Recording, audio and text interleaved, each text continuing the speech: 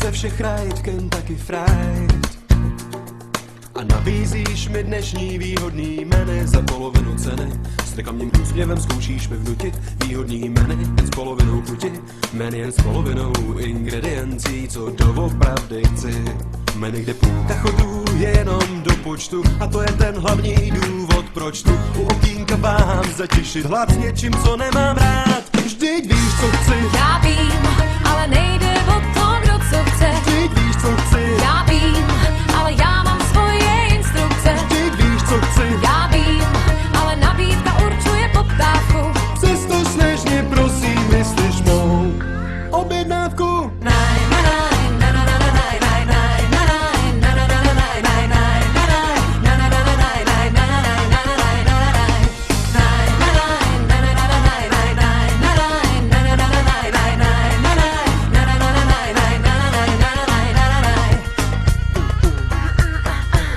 Všemu, co bych objednat si lejs.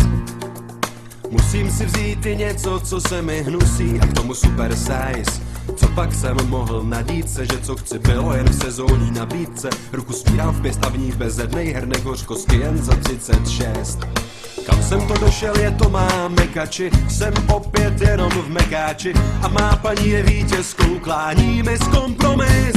Vždyť víš, co chci. Já vím, ale nejde o to, kdo co chce. Vždyť víš, co chci. Já vím, ale já mám svoje instrukce. Vždyť víš, co chci. Já vím, ale nabídka určuje poptávku. Přesto snežně prosím, myslíš mou objednávku.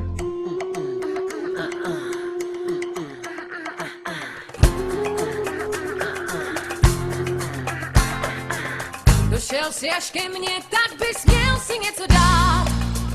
Všechno se dá strávit, když je hlad. Frontu jsem si vystál, najednou není oč stát. Láska v housce, instantní cit, prefabrikát.